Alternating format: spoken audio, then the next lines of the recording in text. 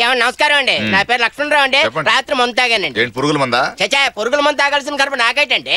నేను తాగింది ఫారెన్ మందా, అదేనండి స్కాచ్. అయితే ఏంటంటేనండి, పొద్దుట బరువు చూసుకుందని మెషిన్ ఎక్కి రూపాయి బిళ్ళ మెషిన్ లో అయిపోయి గొంతులో వేసుకొని మింగేశానండి. చచ్చిపోతానేమో భయంగా ఉందండి. రూపాయి బిళ్ళ కదా, ఏం కాదురా. అయ్యి బాబు అలా అనకండి. రూపాయి బిళ్ళ లంగ్స్ లోకి వెళ్ళిపోయిందండి. ఊపిరాడికి నిద్రలోనే చచ్చిపోతానేమోనని భయంగా ఉందండి. నా లైఫ్ ని ఇన్సూర్ చేసి నా వైఫ్ ని కీప్ ని మీరే కాపాడాలి. డాక్టర్ కొంచెం ఆఫీస్కి వస్తారా?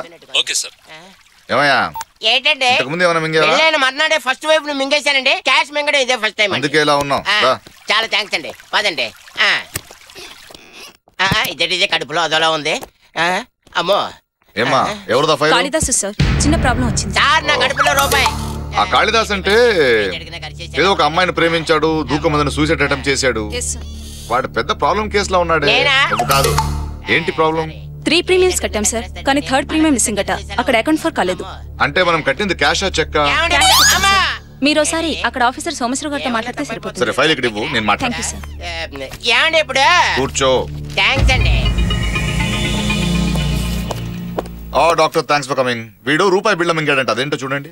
ఓహో, ఒకసారి లేవండి. ఎందుకు? అమ్మా, ఇదేంటి ఏడిచేది? రూపాయి మింగితే 10 రూపాయలు వచ్చిందేటి? లోపల ఖర్చు అయిపోయి ఉంటుంది. ఇతని ప్రాణానికి ఏం భయం లేదు సార్. Thank you doctor. ఇదిగో డబ్బు వెనకేసుకోవాలి, నోట్లో కాదు. తీసుకో.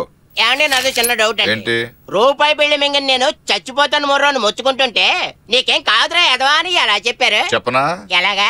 ఈ దేశంలో కోట్లు మింగిన వాళ్ళకే ఏం కాలేదు. అవును కదా. 1 రూపాయి బిళ్ళ మింగిన నీకేమవుతుంది? Get out. అలాగే. హలో, నేను జాన్సన్ మాట్లాడుతున్నాను sir.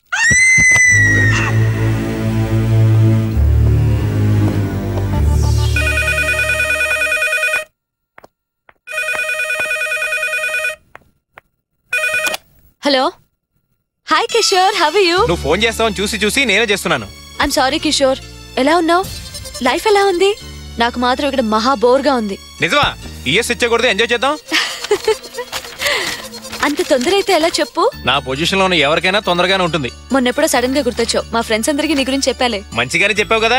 Your a nice person Kishore. Really? అవును, చదువుకున్నావు, మంచి ఉద్యోగం ఉంది, స్మార్ట్ గా కూడా ఉంటావు. ఏ అమ్మాయి కన్నా ఇంతకు మించి ఏం కావాలి? అయినా నేను ఎవరు చేసుకుంటారో కానీ షీఈస్ వెరీ లక్కీ గర్ల్. ఆ లక్కీ గర్ల్ నువ్వెందుకు కాకూడదు? ఓ ష్యూర్, వై నాట్? కమిట్ అయిన పనులు కొన్ని ఉన్నాయి, అవి పూర్తయ్యేంత వరకు వెయిట్ చేయాలి నువ్వు. ఇంకా ఎన్నాళ్ళు వెయిటింగ్? వెయిట్ చేసి బోరింగ్ గా ఉంది. అలా అనుకుంటే ఎలా కిషోర్? ఇష్టమైన వాళ్ళ కోసం ఎంత కాలమైనా వెయిట్ చేయాలి కదా.